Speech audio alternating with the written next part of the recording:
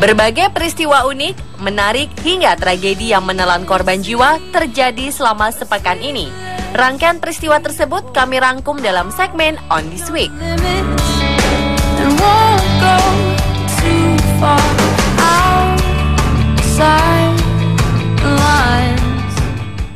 We were both young when I first saw you. I closed my eyes and the flashbacks. Nama Miss Indonesia 2006 Kristania Virginia Besow sedang hangat dibicarakan belakangan ini. Pasalnya, foto dirinya berseragam tentara Amerika Serikat yang diunggah di akun Instagram beredar luas di dunia maya. Diketahui saat ini wanita kelahiran Manado tersebut adalah anggota Angkatan Darat Negeri Paman Sam. Rupanya wanita berusia 30 tahun ini dikabarkan telah berganti kewarganegaraan dan menetap di Kansas, Amerika Serikat. Kristania adalah Miss Indonesia kedua yang mewakili Provinsi Sulawesi Utara, yang menggantikan Miss 2005 Imelda Francisca. Ia juga Miss Indonesia pertama yang mewakili Indonesia di ajang Miss World 2006 di Polandia. Kristania pindah ke Amerika Serikat untuk belajar keperawatan dan meninggalkan kuliahnya di Fakultas Ekonomi di Universitas Samratulangi. Usai lulus studi keperawatannya, Oktober 2014 lalu, ia memutuskan bergabung dengan militer Amerika Serikat.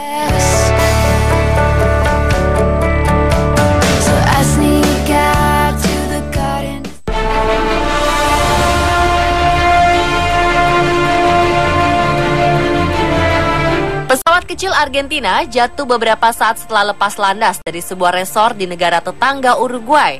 Kecelakaan ini menewaskan seluruh penumpangnya yang berjumlah 10 orang. Pesawat Beechcraft berlisensi Argentina ini baru saja lepas landas dari bandara di dekat kota resort Punta del Este di Uruguay. Ketika pesawat tersebut jatuh dan terbakar pada Kamis 19 Maret 2015 waktu setempat, pesawat ini bertujuan ke Argentina dan jatuh ke laguna di dekat bandara Uruguay tersebut. Pesawat ini mengangkut 8 penumpang, seorang pilot dan seorang co-pilot. Seorang pilot dan co-pilot serta 7 orang penumpang merupakan warga Argentina. Sementara seorang lagi penumpang adalah turis wanita asal Portugal. Belum diketahui penyebab jatuhnya pesawat. Menurut petugas menara pengendali lalu lintas udara, terjadi ledakan tak lama setelah pesawat lepas landas. Namun penyebab pastinya masih dalam penyelidikan.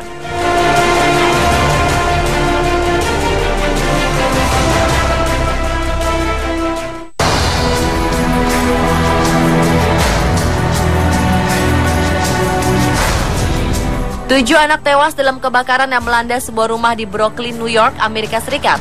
Penyebab kebakaran ini belum diketahui. Disampaikan kepolisian setempat, anak-anak yang menjadi korban tewas dalam insiden ini berusia antara 5 tahun hingga 14 tahun. Hanya ada 2 korban selamat dari kebakaran itu, yakni 2 wanita berusia 45 tahun dan 15 tahun.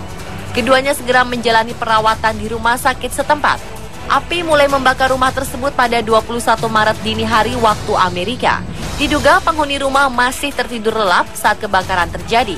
Hingga berita ini ditulis, kepolisian setempat masih terus menyelidiki penyebab kebakaran tersebut.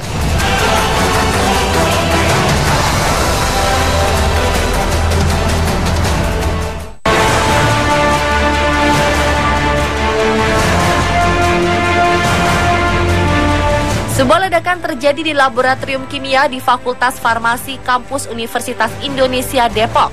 Akibat ledakan tersebut dikabarkan 14 mahasiswa terluka. Penyebab ledakan adalah meledaknya tabung reaksi saat mahasiswa sedang melakukan praktikum. Ledakan tabung diduga akibat pemanasan berlebih saat melakukan distilasi atau penyulingan. Diduga ada prosedur yang dilanggar mahasiswa. Seharusnya suhu ideal penyulingan adalah 60-70 derajat Celcius. Setelah mencapai suhu tersebut, api seharusnya dimatikan, tetapi malah dipanaskan hingga 100 derajat. Terjadinya overheat atau kelebihan panas inilah yang diduga meledakkan tabung kaca. Pada 14 korban yang menjadi korban ledakan di mana 2 diantaranya menderita luka berat. Salah satu mengalami kerusakan mata akibat serpihan kaca tabung reaksi menancap di mata.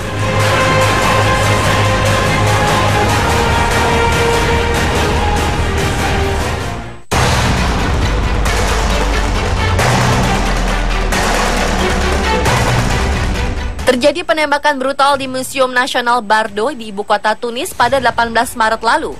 Dua pria bersenjata menyerbu masuk ke dalam museum dan melepaskan tembakan ke arah pengunjung.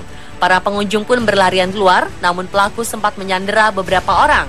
Sekitar 2 jam setelah serangan terjadi, tentara dan kepolisian bersenjata lengkap menyerbu museum tersebut. Baku tembak pun terjadi dan 2 pelaku tewas ditembak tentara Tunisia. Para sandera lantas dibebaskan. Perdana Menteri Tunisia, Habib Essid, mengeluarkan pernyataan bahwa masih ada 3 tersangka lain yang masih buronan. Otoritas Tunisia masih terus memburu tersangka lain.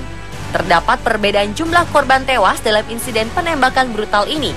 Media Inggris menyebutkan total korban mencapai 22 orang, termasuk 20 turis Inggris. Namun media Amerika menyebutkan korban tewas 19 orang, di mana 17 diantaranya adalah warga asing. Para turis asing yang tewas dalam insiden ini diketahui berasal dari beberapa negara, seperti Perancis, Spanyol, Jepang, Italia, dan Polandia. Selain korban tewas, 40 orang lainnya luka-luka penembakan brutal ini.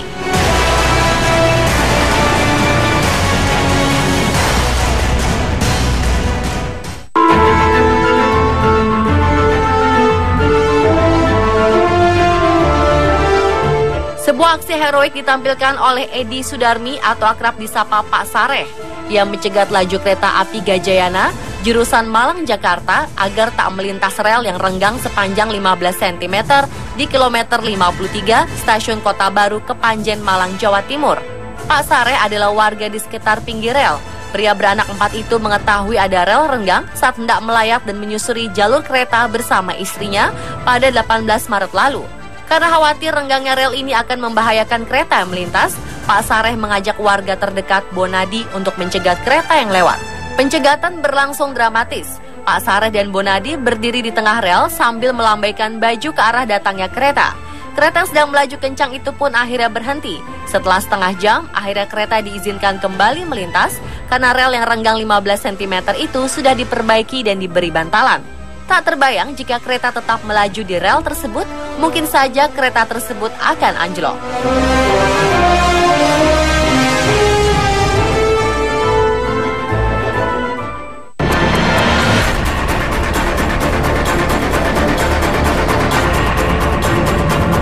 Mantan Perdana Menteri Australia, Malcolm Fraser, tutup usia pada 20 Maret lalu. Malcolm merupakan mantan Perdana Menteri Australia ke-22. Menurut pernyataan keluarga yang dikirim ke media Australia, pria bernama lengkap John Malcolm Fraser ini meninggal karena sakit. Kantor Perdana Menteri Tony Abbott pun telah mengkonfirmasi kabar duka ini. Fraser menjabat sebagai Perdana Menteri Australia pada tahun 1975 hingga 1983 di tengah krisis konstitusional. Menurut National Archive of Australia, Fraser akan diingat akan pengaruh signifikannya dalam mengubah hubungan dengan negara persemakmuran Inggris. Ia juga tercatat sebagai Perdana Menteri yang telah berinisiatif membentuk Ikatan Australia dengan Timur dan negara-negara Asia Tenggara.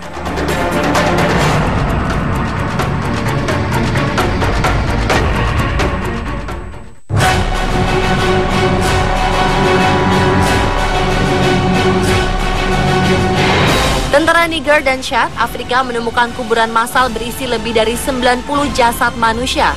Diduga jasad-jasad tersebut merupakan korban kekejian militan Boko Haram. Temuan kuburan massal ini terjadi di wilayah Nigeria dekat perbatasan Niger yang sempat dikuasai Boko Haram dan baru-baru ini direbut kembali oleh tentara gabungan Afrika. Menurut kabar yang beredar, sebagian besar jasad yang ditemukan dalam keadaan tidak utuh dengan bagian kepala terpenggal. Boko Haram mendalangi serangkaian teror di Nigeria sejak 2009. Mereka menyerang polisi, sekolah, tempat ibadah, hingga warga sipil. Pada April 2014 lalu, Boko Haram menculik lebih dari 200 siswi sekolah di Borno, yang hingga kini masih belum diketahui keberadaannya.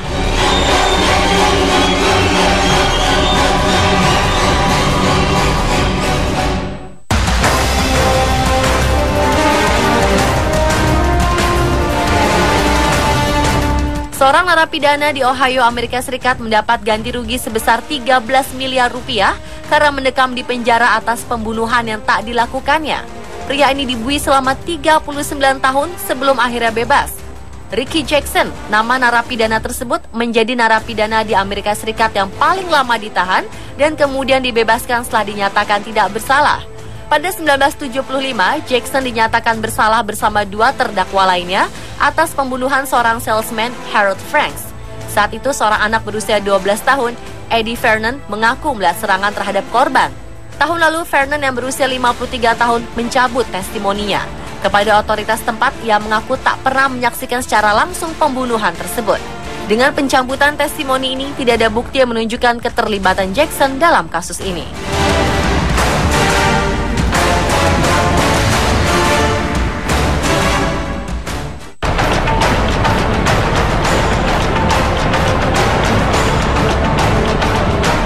Tujuh wisatawan tewas tertimpa batu raksasa ketika sedang berlibur di Tiongkok pada 19 Maret 2015 lalu. Batu-batu dengan ukuran 1 meter itu jatuh dari atas kawasan pegunungan setempat. Rombongan turis tertimpa batu ketika sedang menunggu giliran naik kapal di kawasan Gunung Geisai, Guilin. Beberapa foto yang diunggah ke internet menunjukkan bebatuan besar ini jatuh ke jalan setapak yang menjadi tempat para turis menunggu kapal. 4 orang tewas seketika, sementara 3 lainnya tewas ketika dalam penanganan rumah sakit. Menurut kantor berita di Tiongkok, masih ada korban lain yang masih dirawat di rumah sakit, namun jumlahnya belum diketahui. Kawasan Gunung Geisai dikenal akan gunung dan guanya yang biasa dikunjungi oleh banyak wisatawan. Tidak hanya terkenal di kalangan turis domestik, gunung ini juga dikenal oleh para turis dari luar Tiongkok, mengingat kawasannya memiliki banyak pemandangan indah.